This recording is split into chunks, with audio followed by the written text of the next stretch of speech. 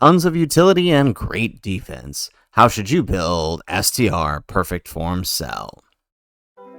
How's it, everybody? Celtic Link here. We're back for another Dokkan battle video. In today's video, we are taking a look at the brand new Dokkan Fest exclusive STR final battle from the highest level, Cell Perfect Form, and trying to figure out what is his best hidden potential given the type of unit that he is.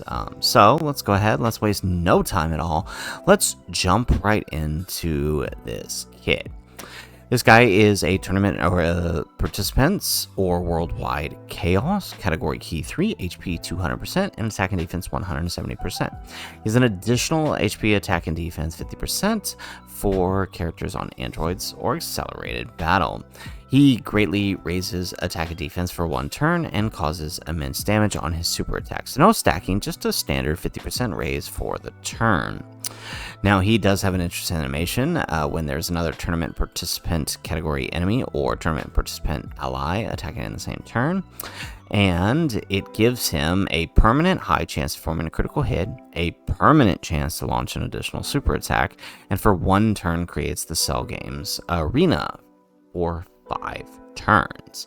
Now, once that is activated, it gives tournament participants 15% attack and defense, or Android Cell plus Android Cell Sagas another attack and defense. So really, I mean, it's good for cells for sure, but it's still a decent one. Tournament participants still covers, like, you know, characters like the UI Gokus and whatnot. Even though they're not getting the full 30%, 15% is still pretty darn good. He has key 2, attack and defense 200%, damage reduction rate 20%, launches an additional attack that has a 70% chance to become a super attack. When there's a tournament participants category enemy, he has attack and defense 50%.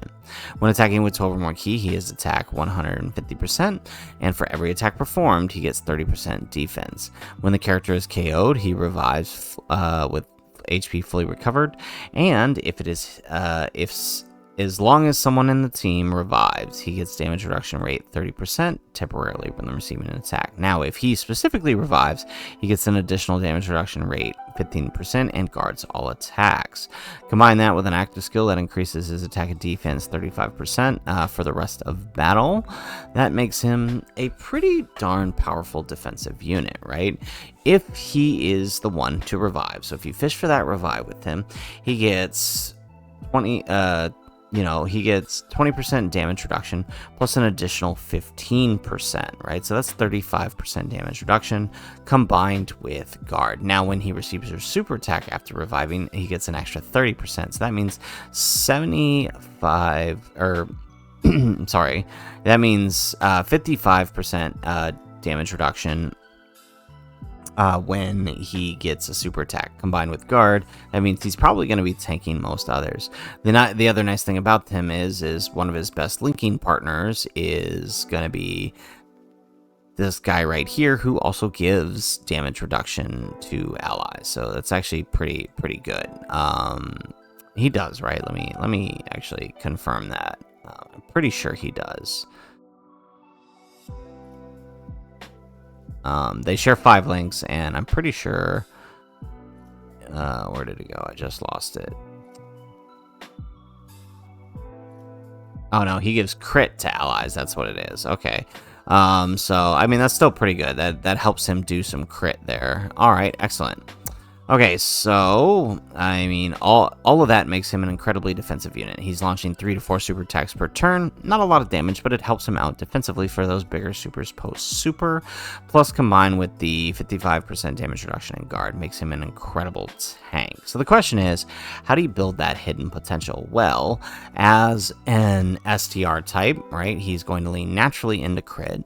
But he doesn't need crit. In fact, I would argue that's probably one of the worst ways to build him, given he has a built-in 50% chance, and of course his best partner is giving him crit. The actual way I would build him is as follows, right? I would give him 0 critical hit. I would give him 6 dodge, right? So bare minimum dodge, but invest the rest into additional attacks, right? So he can get a max of 15 from his hidden potential system as an STR type, meaning he can reach 30%. If you increase that 10%, with skill orbs, that actually pushes him to 25, giving him a 50% chance to launch an additional super attack that has a 50% chance to become a super attack. So that's actually probably the best way to build him. Not only is it going to give him extra defense post super, it's also going to allow him to, you know, just get a little extra damage out here. And however little it is or can be helpful. But you could switch this up and go more dodge than additional. Either way, I think works as a mainly defensive unit. Dodge can benefit him. Since, you know, his job is mostly to tank, he's not going to really need to worry too much about those additional super attacks. So either way really works for you. It just depends on what you want to focus on. I will say though, right, at best as an STR type, the most he's going to be able to get though is 15%, right? And because dodge does not dodge isn't counted as double the percentage like the others, right? Even if you invest fully, you're only going to get a 25% chance, which, you know, is 1 in 4 chance basically. So it's not bad, but it's nothing too reliable. So that is my recommendation for the build for STR Cell. Heavy on the additionals and sub dodge. Guys, that's it for the video. If you like the video, make sure you hit that like button and subscribe to the channel if you have not already. And in the comments down below, let us know, how would you build STR Perfect Form Cell? Again, additionals I think is the way to go for this guy to take advantage both on the extra defense and what little offense he can provide.